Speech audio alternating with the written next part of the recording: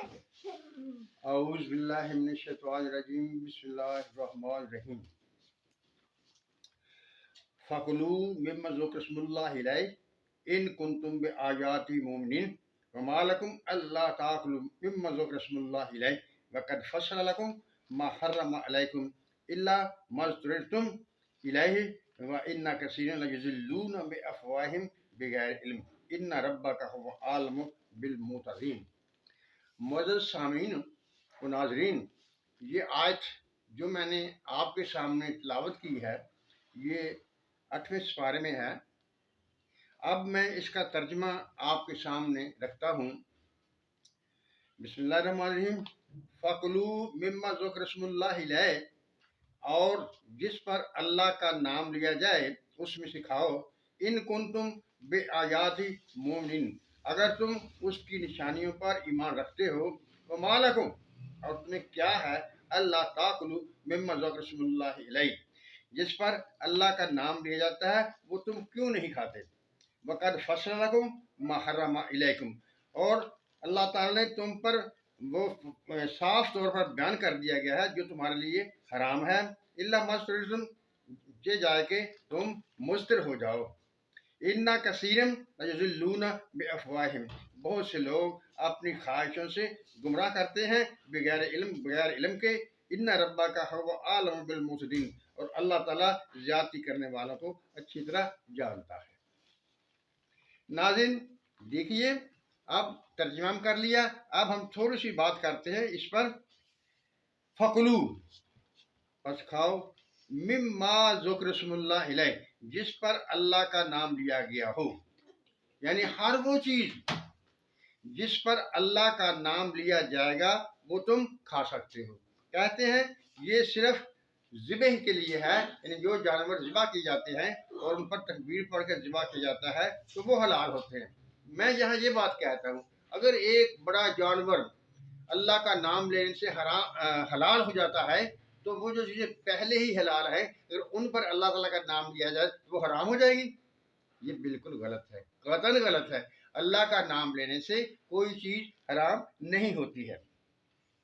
ان کنتم بِآیاتِ مُؤْمِنِینَ، اگر تم اللہ کی آیتوں پر نشانیوں پر ایمان رکھتے ہو، یعنی واضح یہ ہوا کہ جن چیزوں پر اللہ تعالیٰ کا نام لیا جائے، کلام اللہ کی تلاوت کی جائے، وہ حرام نہیں ہو سکتی بشرطے کہ شریعت میں ان پر کوئی پابندی نہ ہو یا وہ نجس نہ ہو۔ اس سے اگلی آیت میں اللہ تعالیٰ فرماتا ہے وَمَا لَكُمْ أَلَّا تَأْكُلُوا مِمَّا ذُكِرَ اسْمُ اللَّهِ عَلَيْهِ، ارے بتاؤ تمہیں کیا ہے جن پر اللہ تعالیٰ کا نام لیا جاتا ہے وہ چیزیں تم کیوں نہیں کھاتے۔ یعنی جن چیزوں پر اللہ تعالیٰ کا نام لیا جائے گا اس پر ان کو کھانا چاہیے، بلکہ اللہ تعالیٰ اس میں تنبیہ کر رہا ہے کہ تم کیوں نہیں کھاتے۔ یہ لوگ جو ہم میں سے کہتے ہیں کہ ختم والی چیز حرام ہو جاتی ہے انہیں ذرا اس بات پر غور کرنا چاہیے۔ پھر آگے ارشاد ہوتا ہے وَقَدْ فَصَّلَ لَكُم مَّا حَرَّمَ عَلَيْكُمْ، اور اللہ تعالیٰ نے اور اس نے یا تم پر وہ چیزیں واضح کر دی گئی ہیں جو حرام ہیں، الا ما اضطررتم، یہاں تک کہ تم حالت اضطرار میں ہو، تو اس وقت یہ مسئلہ تبدیل ہو جاتا ہے۔ پھر وَإِنَّ كَثِيرًا لَيُضِلُّونَ بِأَفْوَاهِهِمْ، اور بہت سے لوگ تمہیں اپنی خواہشوں سے بغیر علم کے گمراہ کرتے ہیں۔ إِنَّ رَبَّكَ هُوَ أَعْلَمُ بِالْمُعْتَدِينَ، بے شک اللہ تعالیٰ زیادتی کرنے والوں کو، حد سے بڑھنے والوں کو خوب اچھی طرح سے جانتا ہے۔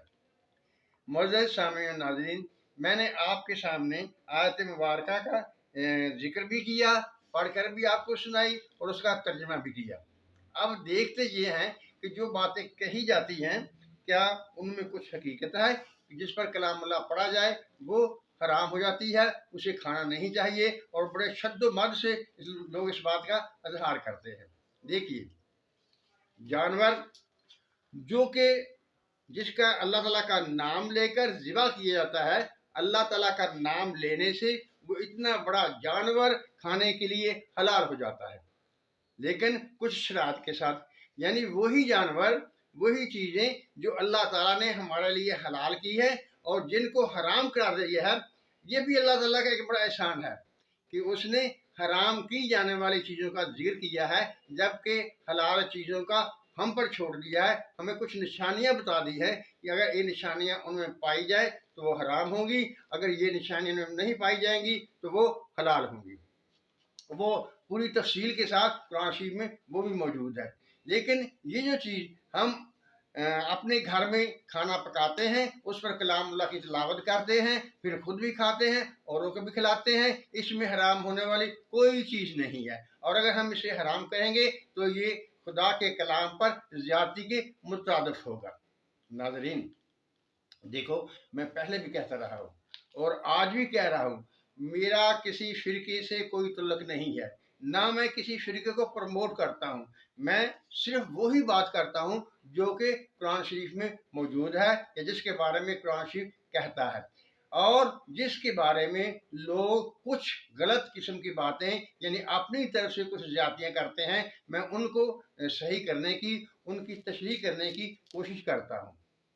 उम्मीद है कि आप फिर से ये 8वें सिपारे की आयत है, 2 आयत हैं, इनको फिर से देख लेंगे और इनका तर्जमा कर लेंगे और हर लिहाज से खुद से गौर करेंगे। किसी की बात नहीं सुनना, खुद से पढ़ना है, खुद से तर्जमा देखना है और खुद से गौर करना है। तो इंशाअल्लाह ताला आप मेरी कही हुई बातों पर को सच मानेंगे और इस बात को समझेंगे कि जो मैंने कहा, मैंने किसी तरह से भी कोई गलत बात नहीं की है। वस्सलाम।